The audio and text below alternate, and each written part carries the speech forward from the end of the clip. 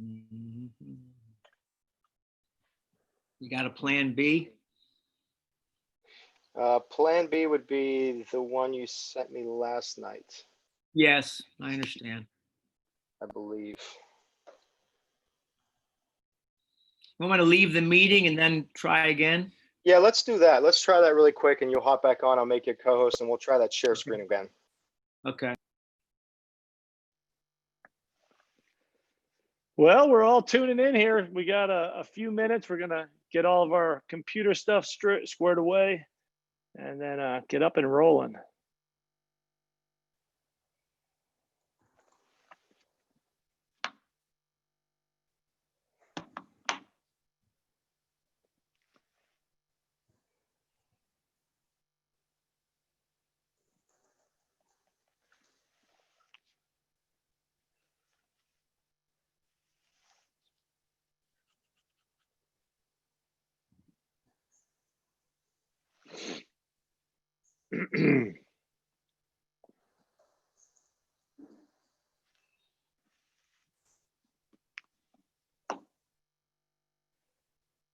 Tom, I say we give it another minute or two. We'll give Coach Morton a chance to try the screen share again. Yeah. We're right at 12 o'clock, but we'll be able to kind of wait a couple minutes here or a minute or so and then get up and rolling. Yeah, Coach, if you want to test your share screen, no worries. Let's go ahead and try that really quick before we get started.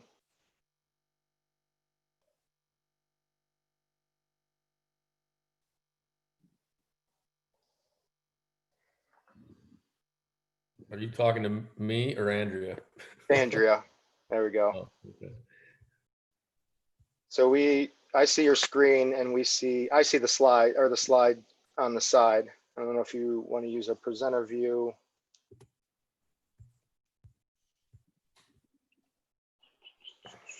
And now, Oh, here it is. yeah. There we go. And now I just see your slides, just the main slide. Awesome. Yeah, we'll be good to go there. That's the first time.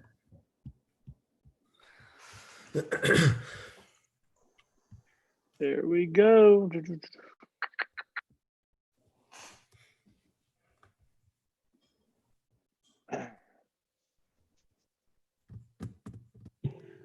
Let's start up about 3. Let's go about 4 after just to make sure Coach is on here and be good to go.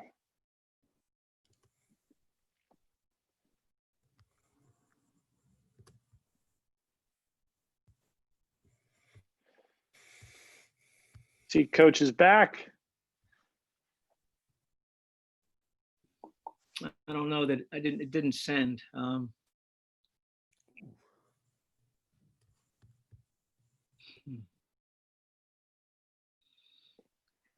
How about if I Coach, let's try your screen share again, okay. if you don't mind. Yep.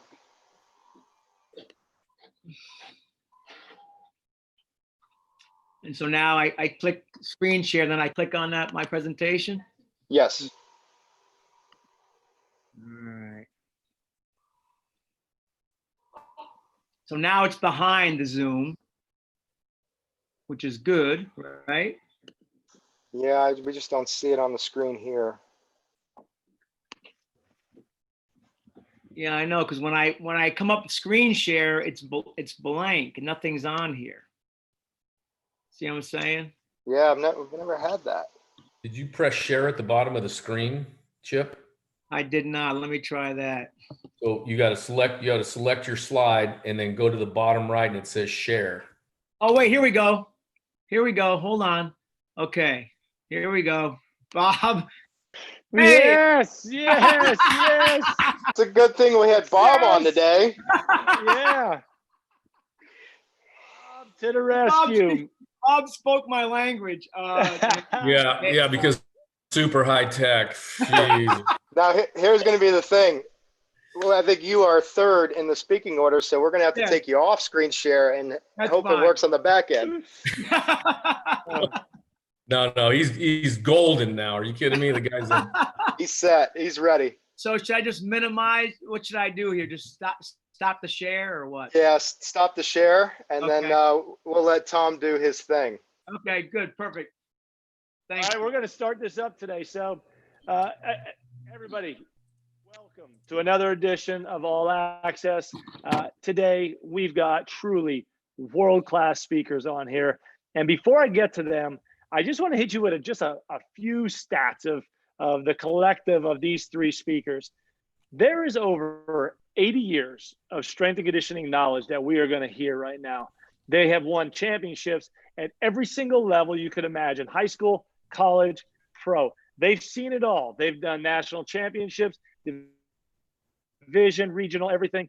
Bigger than all that stuff is the impact they've made on so many people's lives. I've heard it time and time again on all three of them. When people are asked who was the biggest influence in their lives, it always comes back to that strength coach. So for us, we're deeply humbled and honored to be able to have you on this show. And I want to thank you literally from the bottom of my heart. But let's jump into this, and let me give a quick intro to what today's show has.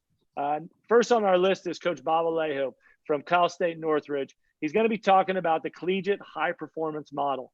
Following him is going to be Coach Andrea Hootie from Texas men's basketball, talking about why periodization is dead. And rounding out our day, and new to sharing his screen and all this Zoom stuff, is Coach Chip Morton, one of the most legendary strength coaches in the field, longtime Cincinnati Bengals strength coach. And he's just going to talk about we are better together. So again, you better have your pen and papers ready, because the knowledge that's coming out of us over this next 40 minutes is going to be absolutely incredible. I'm going to turn this over to Will Ali with our first introduction, and I'm super excited, and I thank you again for all being here. Will, it's all yours. Good afternoon, everyone. And for those of you on the coast, well, I hope you've been awake for a little bit. I have the pleasure of introducing our first speaker, and truthfully, I'm honored because I've learned a lot from this individual, though he may not know it or not. If you haven't read any of his articles, then you've probably heard him speak, whether it be on the NSCA podcast or many others. And if you haven't done any of that, you've probably heard what he has to say within 140 characters or less on social media. I personally believe he is the epitome of the phrase "success leaves clues." And part of that is because of his experience with Olympians, professional baseball, a number of college programs he's been around, but even fitness companies such as Powerlift. You probably won't catch him taking credit for any of their success, but I'm sure his impact has been one of the common denominators. I'm also a firm believer in mastering the basics, and as Newton said, standing on the shoulder of giants, which is why I find myself referencing him oftentimes with our interns. And one thing that he said that stuck with me for a while was, "Tell me what you're doing now, and I'll tell you what we used to call it." So I go back to books. His title is a mouthful, but his impact continues to be vast. He's currently the Senior Associate Athletic Director for Performance and Student Welfare at California State University, Northridge. And today he is speaking with us. So it's my pleasure to present to the virtual stage, Bob Alejo. Wow. Okay. So I wasn't sure you were going to introduce me, because the guy you talked about sounds like he's really good, according to you. So I got to figure out how to make this thing happen. Hey, great to have you all here. Good morning. Wow. With my dear friend, Andrea Hootie, and with Coach Morton. I mean, this is, I'm glad you had me go first, because then people are going to understand that I'm not dumb. Because if I go after them, they're going to say, "What is this guy, man?" That's like, it's not happening. All right, so here we go. Collegiate high performance model, right? And although I'm going to talk about this also has the capability of being for any unit, right? But this is where I'm at right now. This is the thing I've squawked about for years in 140 characters or more, because I think it has to be involved at the collegiate level for the athletes to get the best thing. Because the strength coaches, we've seen what a flawed system looks like, right? We've seen it. Now, if you think about it, oftentimes this model is criticized all over the world, right? Like, well, we have this model at the pro level. We had this model at the college level. Wasn't any good. The model works. It's the personnel that screw it up. Trust me when I tell you, it's the personnel that blow this thing out, because the system is a good deal. The reason why it has had so much criticism is because that, first of all, we've seen instances where maybe the manager, the person in charge, hasn't been as qualified as they should be. right? That's a big deal, right? And that has to go along with the hiring practices. So who's hiring that person? Do we have anybody hiring that person that actually knows what that person is doing and knows if they have the sort of expertise to have oversight of the performance units, right? We've seen no interpretation of the model that looks solid. There's been a couple of write-ups on it, and I've seen a couple of papers on it where they've had 6 or 7 different job responsibilities in these announcements, and none of them are the same, right? Even when you call people, and I've done this, right, with my title, basically, you'll find that they don't do the same things. And so that's, it's just not defined enough to say, okay, here's what you're going to do. Okay, so if you're not going to do that, then you have no expectations. You can't really grab on anything. In a lot of instances, we've had where maybe the role or the person was qualified, but there's no authority in the role. So again, then it ends up being what we've had the problems with over time. We coach, hey, we're running too much, we're lifting too much, we're stretching too much, or we're not doing enough. And then it just becomes suggestions. And the next thing you see out there is nothing that you've talked about. And that doesn't work well. And of course, historically, the hierarchy is always the sport coach. And I can tell you that that's the least reliable delivery system for student athletes. It's not that hard, right? And so when Chip and I and Andrea were talking earlier, or I was just kind of being a fly on the wall, they were talking about all these podcasts that you see. And oftentimes it's easy to get caught up in looking at, what's happening in Europe and in other places. And it sounds like Chip says, like, holy cow, am I doing the right thing? Wow, these people are really smart. Sounds very complicated, very complex. It's not. My setup is just like this. And it's not any different than this in most places. And that's what you have to understand. It's not that complex. So the question would be, is it the best model? And frankly, I think it's the best delivery system because it streamlines the communication, which means the application is clear. It gives somebody like myself or Chip or Andrea with a lot of experience cross-pollinating against and across all these units to be able to say, maybe that rehab is a little bit too short or a little bit too long. Maybe that lifting cycle has too much for this time. We're working on speed instead. How's the nutrition looking on the other end? Are we really looking at that for recovery? So it gives you an extra pair of eyes. Most importantly, it allows the sport coaches to concentrate on, wait for it, sports, not training, not nutrition, not flexibility, not anything but the thing with the ball, the pool, the hoop, whatever it is. You go do that. Let us handle the rest. I think it's the best possible way for developing athletes. And so this right here is really what you want to concentrate on. It's got to be the first thing you do when you have a system like this. It's what I realized immediately needed to be done. But it doesn't have to be, you don't have to be the high performance director or the associate AD to do this. This should be inside your unit as a strength and conditioning coach. It should be inside your unit as the director of sports medicine, the director of sports nutrition. One thing you have to do is standardize the language, right? So let's just talk about it in terms of strength and conditioning.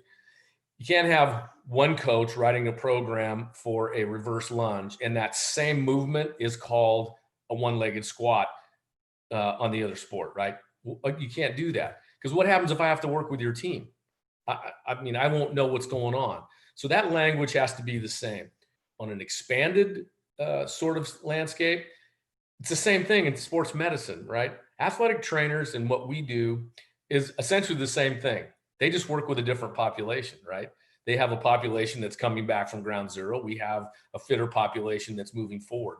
But there's no such thing as a rehab squat, right? There's no such thing as a rehab lunge. It's either a lunge or a squat with the functional criteria for that. So that language has to be the same. It has to be the same on the injury report. It has to be the same on the strength and conditioning program. That's important. Same with the reporting lines. You can't have people just talking to everybody all around the place, right? There has to be a sequence of reporting, good or bad. It doesn't have to be reporting something bad, but there has to be a sequence where this thing goes forward. I can't have an assistant athletic trainer coming to me as a senior associate because now you're undercutting the power of your oversight person, right? You've got to make sure that's in place with the director of sports medicine. But those reporting lines are important for one other reason. You won't have 4 people telling the athlete what to do, right? And all of a sudden now this thing gets mixed up.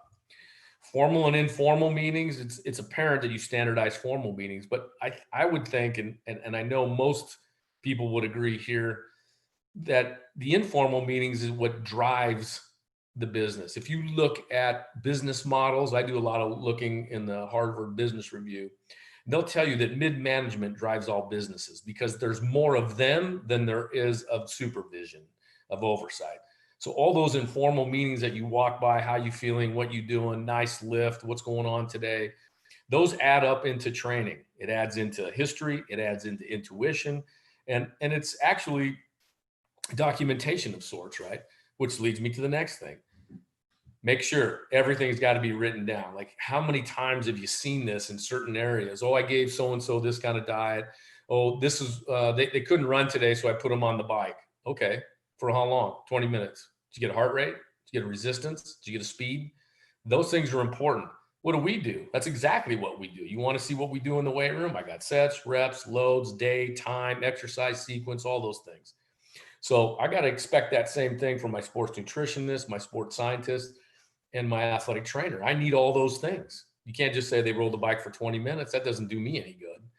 So the protocols as well, right? So you can't have the volleyball team doing a counter movement jump that looks different than that same jump that the soccer team does. Standardize the protocols against the whole department if you can. Now, not everybody does the same tests, but there's a few tests that everybody does do. I think it's important that you standardize those tests so that they're the same thing and you can look, because there's something to learn about a soccer athlete and a 50-yard freestyle sprinter, those 2 vertical jumps. There's something there for you to look at and compare because a lot of similarity is there, right? Common exercises, power lifts, Olympic lifts, plyometrics. And so you can look at the efficacy of some of those things. And in the end, here's the biggest thing, right? Here's what I found to be the biggest thing. You have to agree, especially in this model, what return to competition is. So if I got healthy athletes, we just train them, right? If somebody's got an ACL and they're in their 3rd month of recovery, well, that's back there. But when we get going to combining the 2, where we're all working together, there has to be an agreement on what exactly is going to happen for this person to hit the field, to pull the court. And in that is not just return to play, it's return to training, right? Then it's return to sports skills. Then it's return to practice. I think those things are critical to understand. Like return to play, there's a big gap in between rehab and return to play. Return to training, can they squat? Can they clean? Can they bench press, right? And what's happening in that movement? You don't just jump out to practice unless you can, dribble a ball left-handed and right-handed and then cut. You don't want to go into a game. You want to be able to prove all that. And at the same time, everybody has a measurement of metrics that you have to go to. And right now, the standard there is greater than 90% out of the healthy model. So, I mean, it's not that hard to figure out, right? If you have a 30-inch vertical jump and you're coming back from whatever it is, long-term, short-term injury, and you can't jump 27 inches, you're not ready to go. So now you've got to justify that. Well, that's science, right? That's physiology.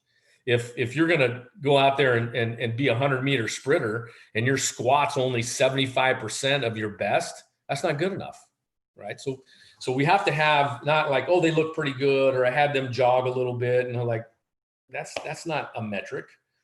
So this is also within the unit going into the next step. If you can't balance on one leg or 2 legs, what makes you think you're going to be able to jump off a 24 to 36 inch box and land correctly? I mean, that's a lot of force. So, again, there's a lot of common sense involved. But I think the most important takeaway here is the metrics. Make sure you have something that tells you that goes to the next level. And in all the cases, if any, it's got to be coming back from injury. We've seen it too often. Most hardcore strength coaches and therapists and trainers will tell you most athletes are underprepared and underloaded coming back from injury.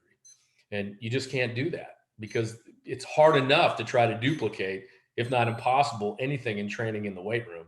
So once you get into a game where who knows what's going to happen, now you've just subjected yourself to the unknown. And I frankly, hope is a bad strategy. I'm not involved with anything that has to do with hope. I want to make sure I can pretty much gauge what we're doing going forward. So there's my email. If you guys want to contact me, my Twitter feed is there. Haven't been as probably as active as I have been, but maybe that's because nothing's really upset me yet. Well, Coach, thank you. All of that is great. Quick question on that. Yep. So the model and everything of that is great. I think a lot of strength programs want to get to that, or even performance programs want to get to that. What is your suggestion on some of the first steps on the validation with the administration? Is it something coming from the CSCCA or NSCA? Like, how do we get to that perfect model? Well, listen, I know this to be true. There's a ton of people that can do that. There's not but a handful of job positions like I have. Honestly, I can only think of really a couple others right now. Eric Korm and Pat Ivey are the only two I think that have this position with the background necessary, because the overwhelming majority of associate athletic directors are just sports management, or just, they don't know what we do. They don't know what the performance unit does. And I think that's really critical to understand, because they're overseeing the reason why we have an athletic department. Every single athlete, you'd think there'd be some pinpoint sort of focus on that. In my case, I have an athletic director who's a former Division I decathlete.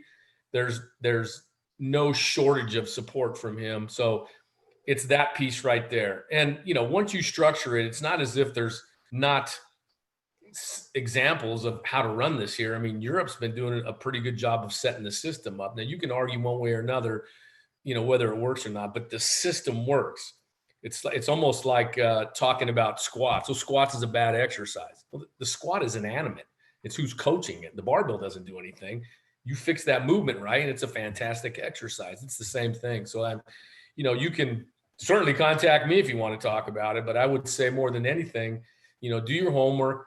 It's what I've showed you here is simple, but it is simple. It's about increasing the communication. It's about understanding your role in the system.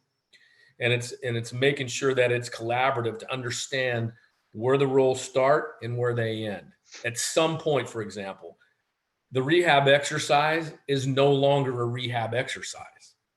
So when you're doing an exercise, for example, and saying it's strengthening at a week 2 of an ACL, week 3, it's no longer strengthening, right? So you got to realize where the strength coach come in, when the trainer, or same with the sports science, right? What is the standardization there? And once you come up with a format that says, here's how I'd like to standardize our performance unit, here's the responsibilities, here's the thresholds of blending in, probably more importantly with return to play than just regular training, because that's where the system really pays off. Then you have a chance to convince somebody of it. The problem is the person above, right?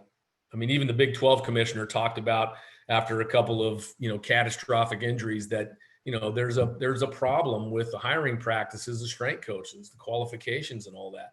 Well, okay, let's say that's true, but the person that oversees, typically, historically, commonly, athletic training, sports nutrition, strength and conditioning, sports science, doesn't have any grip on what that means.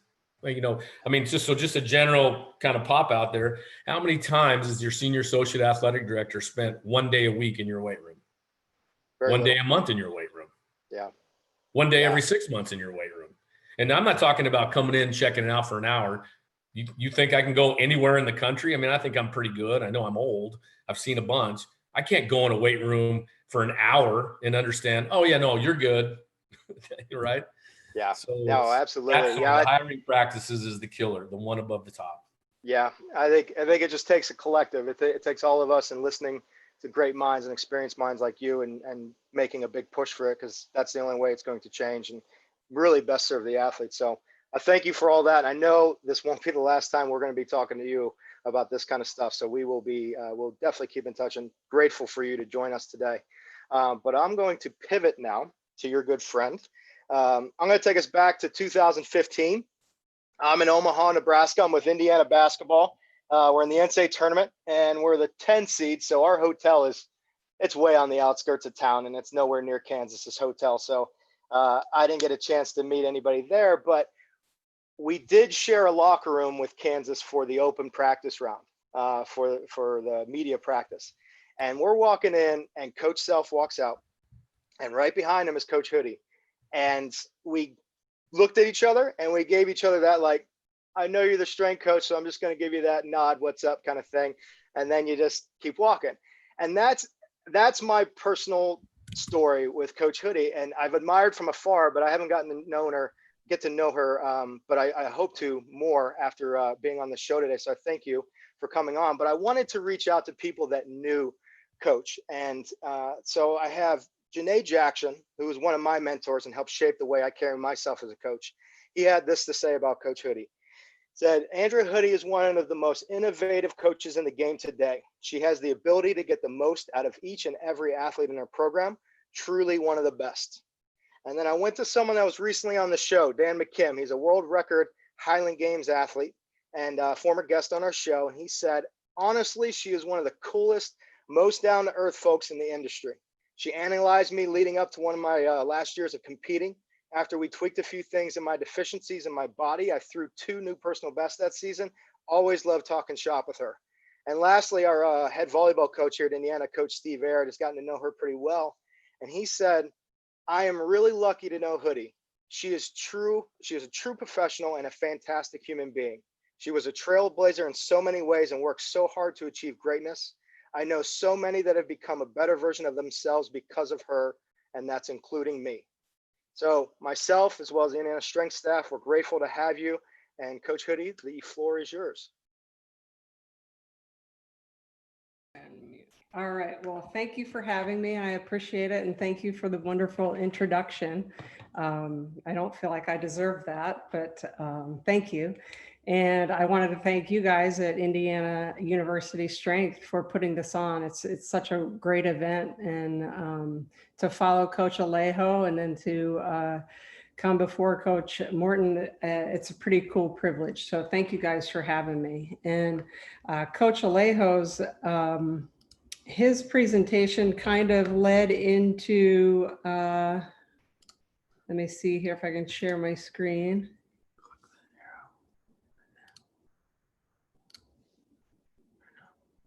Maybe advance.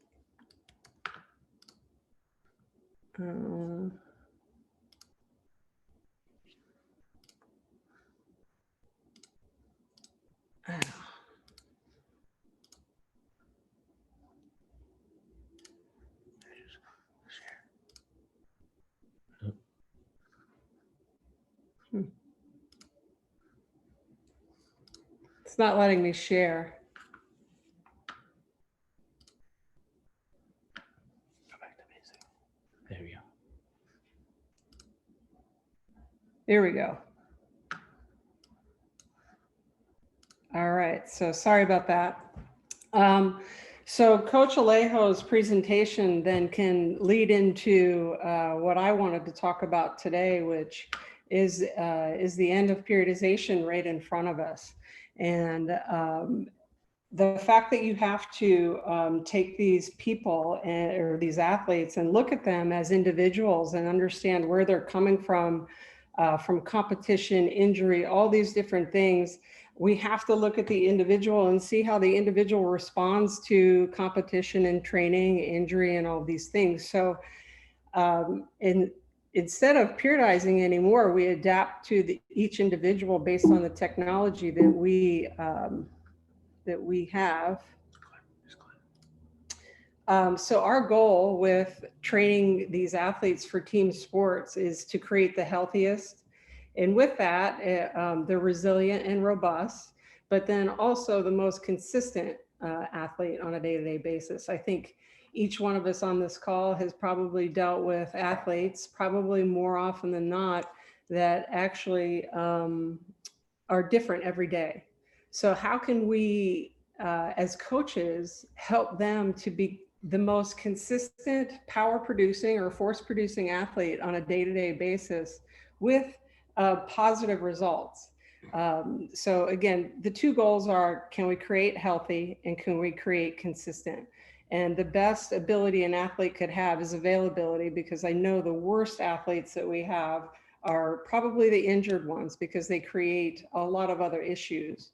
So with that, we were talking earlier before the call that how do we do that? And you have to have a great culture in the weight room, with what Coach was saying, with constant communication, developing relationships. But since 2012, I've been fortunate enough to work with some data or technology to collect data in the weight room that drives a lot of our programming, whether we change it daily, weekly, monthly.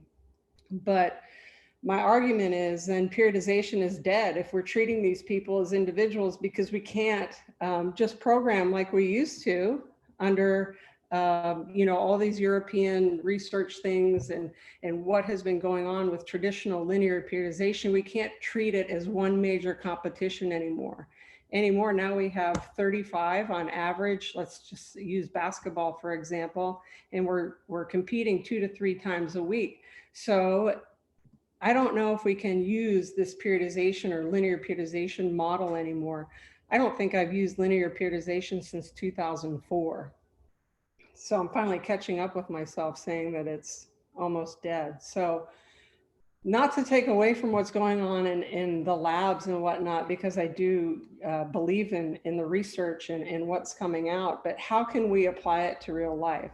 So the science and old linear periodization models or linear periodization models were based on the resistance training being their sport. So how can we bridge the gap to resistance training used to increase the health and performance of our athletes? Can we optimize power on a daily basis and do it consistently?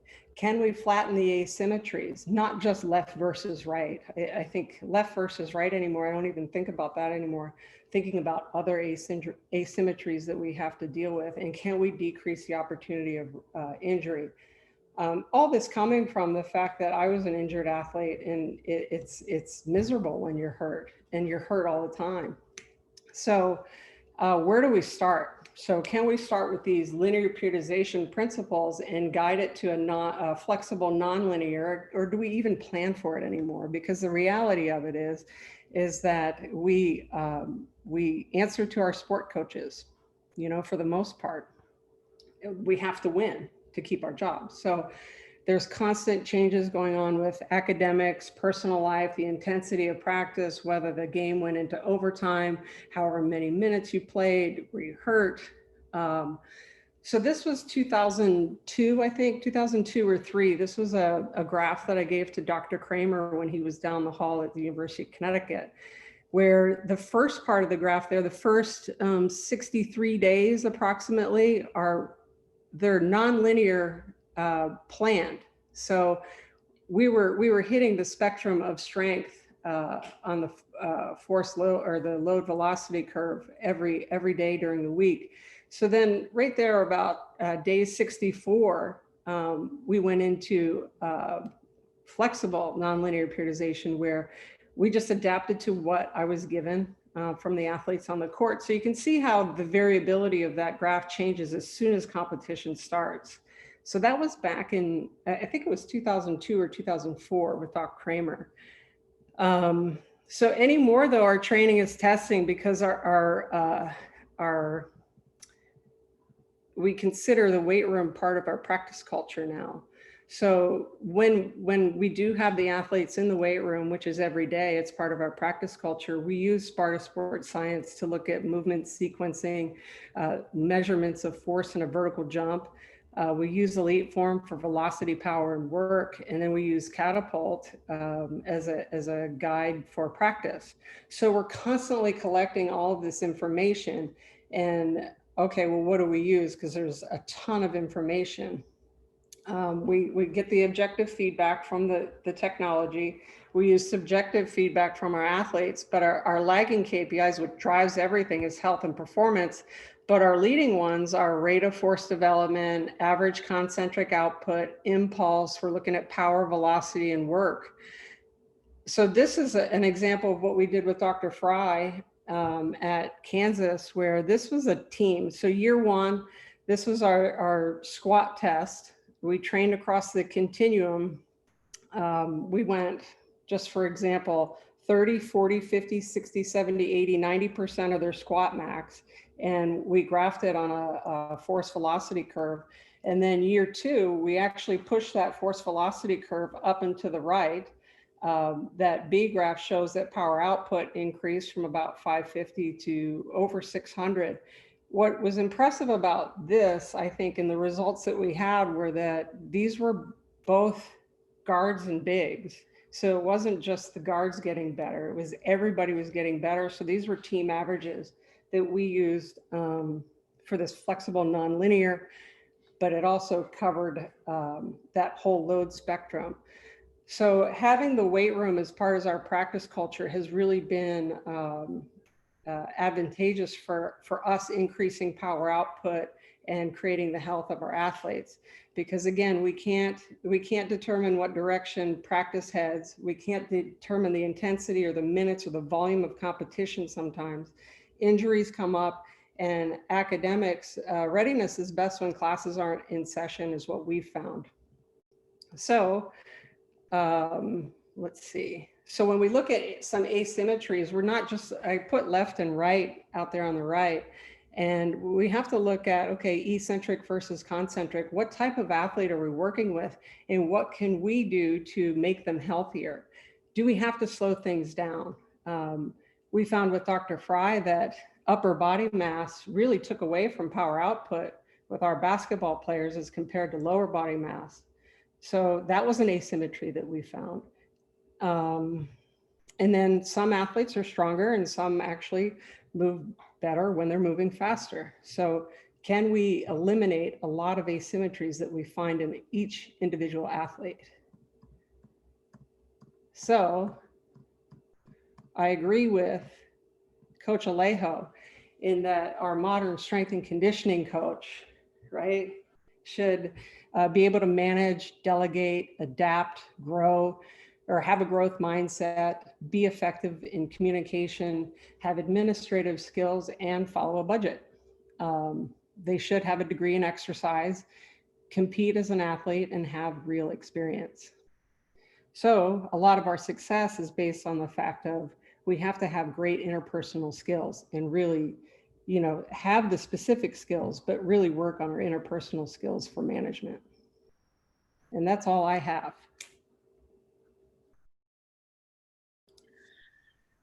Coach, actually going off of that very last point that you said, at the last time I saw you, I think was in DC for one of those play conferences. And I remember sitting there with my my intern squad, and one of them had just given a presentation to our staff on you and was so nervous to meet you. And your compassion and grace and just being able to take the time to talk with her. I mean, that interpersonal skill, that's exactly it. So I thank you so much for your wisdom and just being so dynamic that you are in this field. Every time I hear you speak, I feel like you speak on something totally different. And so just the wealth of knowledge from different areas, I know I really appreciate. So thank you so much for that. I know that I can't tell you all how excited I am to introduce Coach Chip Morton. This is a super big highlight for me. We were able to have him a couple of years ago.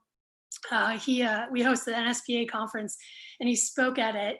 And I know we have a couple members on staff that had a direct line with him and an impact from him. But to be able to feel what you feel in a room when you're with this man, there's probably not another person in this world that you'll feel that much love from without necessarily knowing personally. And so, I mean, his resume goes without saying. I mean, he has over 30 years in the field, from professional to youth to collegiate. He's worked with, most recently with the Bengals, but many other NFL teams, conference championships, Super Bowls. I mean, the man is a legend, but just who he is as a person is I'm just so grateful to have him on here and learn from him. So Coach Chip Morton, the floor is yours.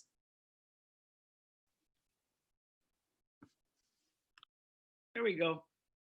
Thank you, Lainey, and thank you, Indiana Strength staff. Thanks everybody for tuning in. This is my first opportunity. Am I on now? Is that on? Tell me if that's on. Okay. This is my first, so a couple firsts. This is my first time sharing in this form, doing a screen share. So I'm learning, I'm growing today. But it's interesting. Thank you for the kind words. And, you know, Coach Bob and Coach Andrea, really, they're iconic coaches and even better people. And so I am thrilled and I'm really humbled to be a part of this. It's a really neat format. That said, you know, Coach Bob talked about the high performance model. And within that, some of the things I picked out, he talked about the need for collaboration to make it work, the need for communication and humility. Coach Andrea, we were on before the session and we talked about, and she made the statement, it's still all about coaching and people. And as bright as she is, and as much as she does with training and science, what stands out to me, even in these 10 minutes, are what people say about her and their experiences with her, and that she gets, you know, things like she gets the most out of people, and her interpersonal skills are amazing. And she talked about creating a culture. So I guess this is a perfect segue into what I want to talk about. And actually, in all honesty, I am between jobs. So I've had a lot of time to consider and, you know, reflect on my career and what I'm about. And I've had a number of interviews. I'm still involved in some. And throughout the interview process, and I'm going to give you all a different view on, different lens on things. I'll give you the number. I've had 8 formal interviews, hours of formal interviews. And the questions have not been about X's and O's. Everybody has asked me, they all want to know, and I'm talking professional teams to military opportunities, to a high school, they want to know, will I fit the culture? They want to know about me. So it's funny, going into the hiring season, I was prepared for, you know, my programming and talk about where I'm at now. And I had all my files set up, but in essence, it wasn't about X and O's, it was about people. Coach Johnny Parker, who's another veteran coach, I think he said it well. He said, he stated once somewhere, I coach people, not weights. So we have to have the knowledge, we have to have the science, we have to be skilled in technology and teaching technique. But I want to bring us back to talking about people, the people factor. So my title is, you can see, if it's on there, you know, we're going to talk about me, as in each one of us, evaluating ourselves, you being our athletes, others around us, and we together. And note that we are better together. So one of the terms thrown around quite a bit currently in the popular literature and social media is culture, and you know, creating a culture. Coach Hoodie talked about that, creating a positive culture. And I like this definition. It's from Dr. Paul White. It's the aggregate of hundreds of thousands of interactions between individuals, including daily communication. So whether it's a one-on-one conversation, whether it's a formal or informal meeting, whether it's sharing data, all those interactions, whether they be positive and building people up, or negative, taking away from the organization, that's the culture. So we better, as Coach Andrea said, we better get good at communicating. In order to manage people or come alongside people, we better be good at it. Now, if you note at the top of the screen, I said it takes intention. For some people, having you know, empathy, being able to see people, being able to share honestly, it might be more natural. For others, it might not be your personal makeup. You might be introverted. You might not feel confident in certain situations. You might not be confrontational or able to deal with confrontation. So in that case, there is a degree in either case of intention. You have to be intentional about it. So let's start with me, with meaning you. This will be the pep talk. Okay, the first is finding your calling, and I just rediscovered the word finding your calling. I just rediscovered that very recently in a study, and it's an old, you know, Reformation word, And it had a spiritual base to it. And that's where I'm coming from as well. But your calling is, what are you called to do? What lights up your heart? What is it that excites you? When you're talking about this profession and the day-to-day, making a day-to-day difference with people, your calling is what's going to drive you. What is your purpose? The more common term now is, what's your why? Everybody will understand that one. Do you have a vision for what you're doing? So identify what lights up your heart, but then also identify your gifts. What am I good at? I talked about intention in the previous slide. Maybe I need to work on my communication skills. Maybe for me, I need to learn to listen more and talk less. But what are your gifts? Can you teach? Are you good at teaching? Are you good at caring? Are you good at serving? Are you, what are they? And then hone them, continue to work on them, but also identify the areas where maybe I'm not so good. For me, it's listening. So for me, I've got to be very aware of listening first. Next, we should always be seeking wisdom. And that's with people, from people, and with people, and also certainly knowledge and programming. One of the things that you'll see on this call with this lineup, including me, we've all been coaching a long time. And I think there is something, we kid about it. And, Coach Leo talked about being an old guy. Well, I'm probably an old guy too, young at heart, but older and chronologically. But there is wisdom to be had from people that have been there before. Some of the questions with this, the quarantine time, a lot of coaches, I had young coaches calling me and asking, what I've never done this before. What should I do? Or how do we approach this? What are some thoughts? And we went through the same thing in 2011 in the NFL with the player, with the collective bargaining agreement lockout. We didn't see our players until training camp. And we sent home workouts at the time. That was in 2011. There wasn't much virtual going on back then. So you sent workouts, knowing, not having really any way to really, besides phone calls, to find out whether they were doing it or not. But we'd meet as a staff throughout the spring, and it kept getting pushed back. And then finally it came down to, we're going to see our players in training camp. And so it was Coach Marvin Lewis who actually suggested in a staff meeting that I call some of the older strength coaches. Jerry Attaway, who had been with the 49ers for all those Super Bowl years, he said, call Coach Attaway and see what his thoughts were. And he was a retired coach at the time. And I called Coach Johnny Parker as well. And they had great insight on how to handle it, just experiential insight.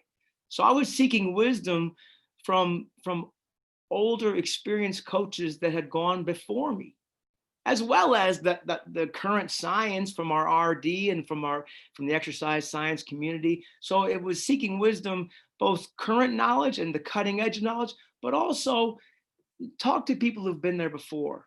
And then finally, in finding your calling and finding your purpose, each day here's the pep talk part. Each day is a new one, and it's full of opportunities.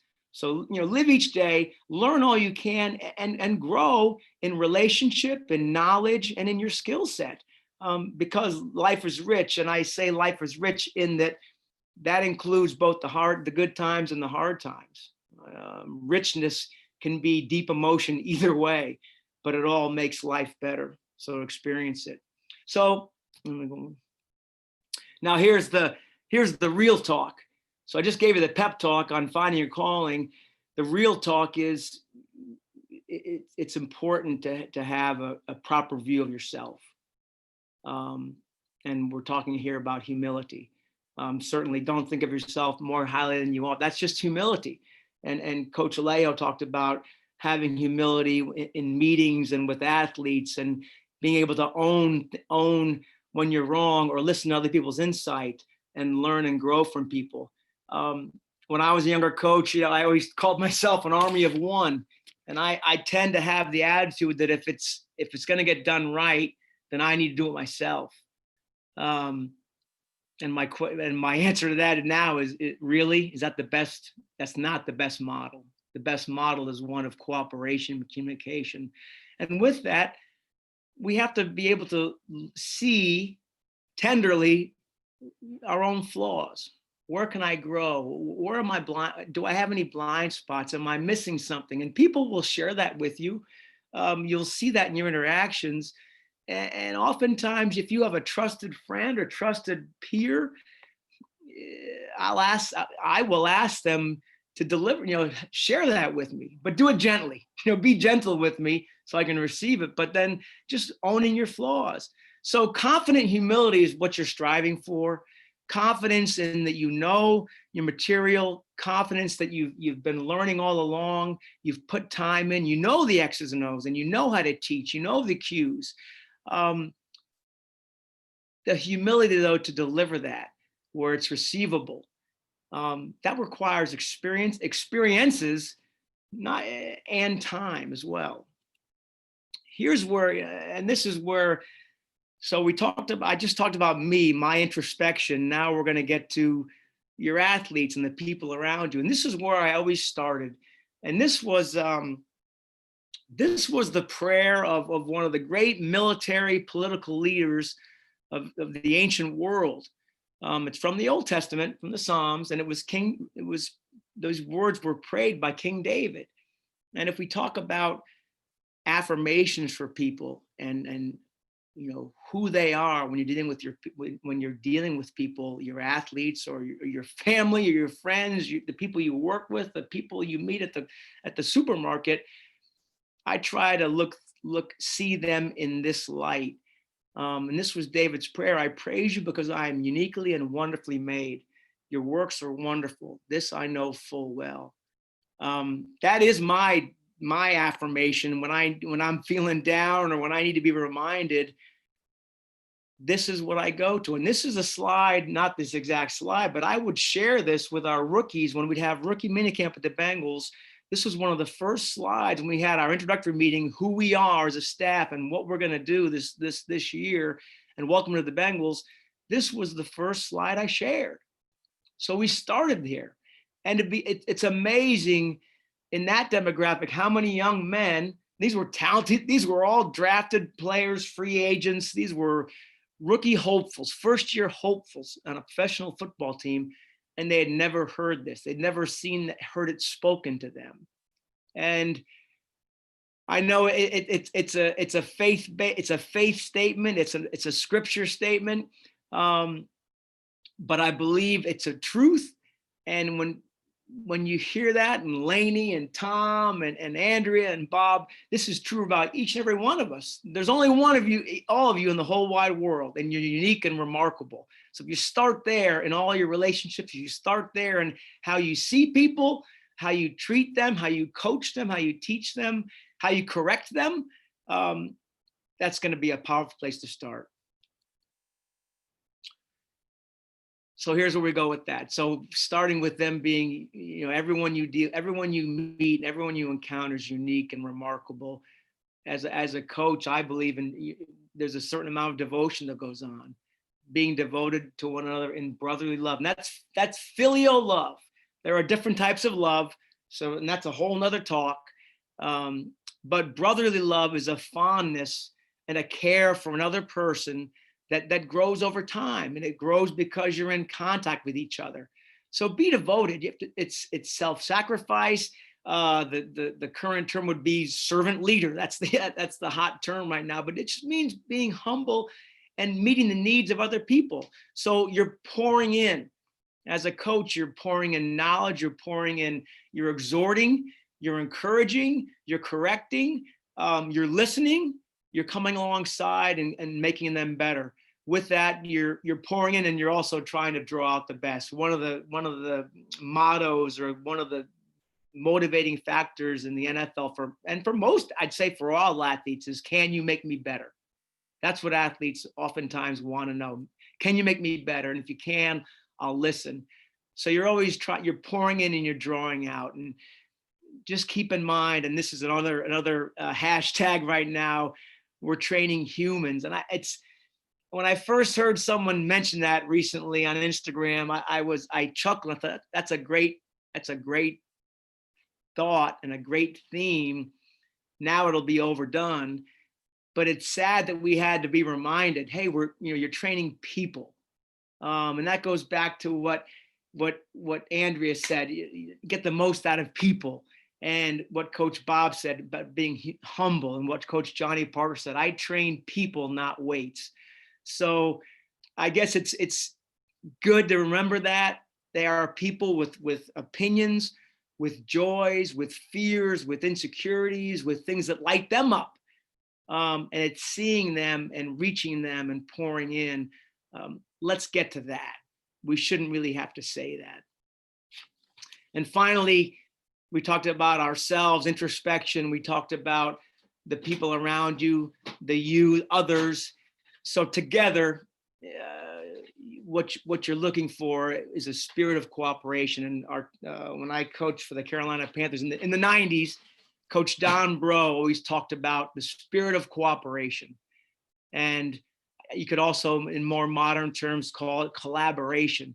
And realizing that everyone in the room, everyone in your facility, everyone on your building, they're all unique and remarkable. And it brings there's a diversity there that brings great beauty, because we're all different. We all have different gifts, but together we contribute to parts of the whole. We all know we have areas where we can grow and get better in. Some of the people around you might be strong in that area. They may provide that they may fill that gap there and make the whole even greater. So just remembering people's gifting, seeing them with that lens, and always with your athletes and staff, it's always going to be collaboration, which is going to require humility as well.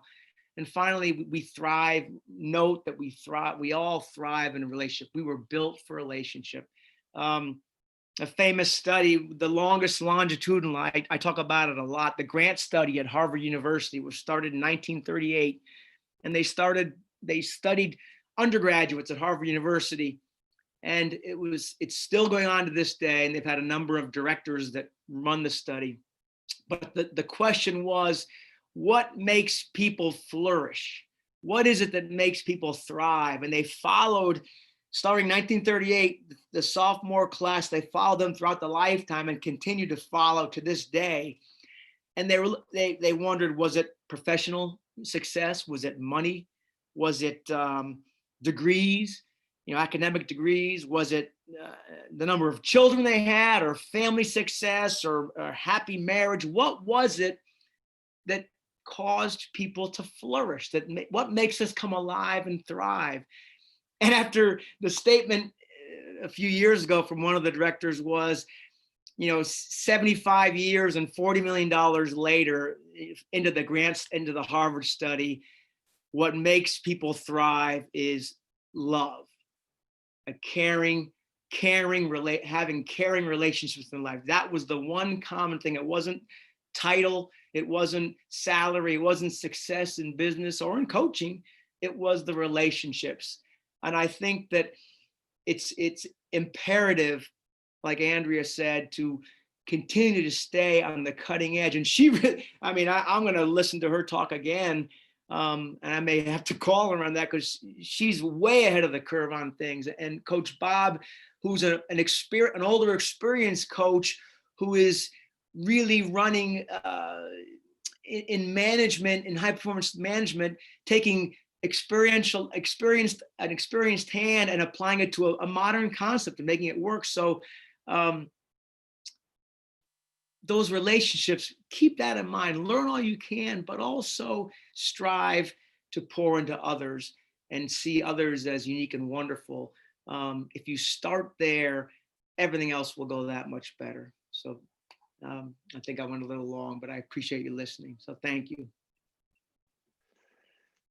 Coach is absolutely incredible. Coach Moore, and I'll tell you, the love, the passion, the care that comes out of that talk is truly humbling. And across the board, you all, this was more than I thought. My hand is on fire from all of the notes that I'm taking. So huge virtual round of applause across the board, because that was absolutely incredible. Couple reminders. All these talks, they will be on indianastrength.com. As always, Coach Virtue is going to be putting out some of the highlight reels of this. That's always exciting. Next week, we got a special week that's going to be devoted to intern programming. So we're going to have Mary Kay and Adam Fight from Springfield College. We're going to have Nick Higgins and Becky Bonaventura, Nick from Washington, Becky from Rutgers, collaborating on how they're working with their intern program. And then Coach Laney Deppy and myself are going to talk a little bit about what we're doing at Indiana Strength. So I encourage you, if you're not signed up or not subscribed yet, please go to Indiana Strength, subscribe. And until next week, get out, make today better than yesterday, keep on living. Thank you again for everybody and have a great day. Thank you. All right. Coaches, from the bottom of my heart, that was absolutely